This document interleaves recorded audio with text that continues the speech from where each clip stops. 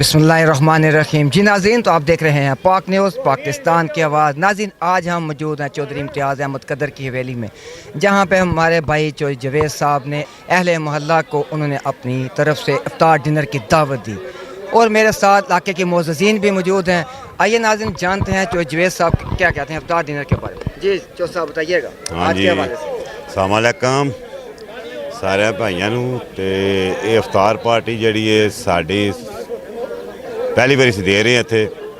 मेरे होंदे मैं नहीं सा इत्थे, मेरे होंदे पहली बार दे रहे हैं असीं ते इंशाअल्लाह अग्गों भी कोशिश करांगे कि हफ्ते 10 दिन बाद होंदी रहे साढ़े नूं इफ्तार पार्टी इत्थे सारे वास्ते, सारे महल्ले वास्ते, सारे लहान जिन्ने ਤੇ ਆਪਣੇ ਇਲਾਕੇ ਦੇ ਬੰਦਿਆਂ ਨੂੰ ਕੀ ਪੈਗਾਮ ਦਿਓਗੇ ਕਿ ਇਹਦਾ ਤੁਸੀਂ ਵੀ ਹਿੱਸਾ ਪਾਇਆ ਕਰੋ ਕਿ ਕੀ ਕਰੇ। ਸਾਰਿਆਂ ਵਾਸਤੇ ਪੈਗਾਮ ਹੈ। ਇਹਦੇ 'ਚ ਕੋਈ ਕਿਸੇ ਦਾ ਕੋਈ ਸਾਨ ਨਹੀਂ ਕਰਦਾ, ਕਿਸੇ ਦੇ ਕੋਈ ਸਾਨ ਨਹੀਂ ਕਿਸੇ ਦੇ ਕਰਨਾ।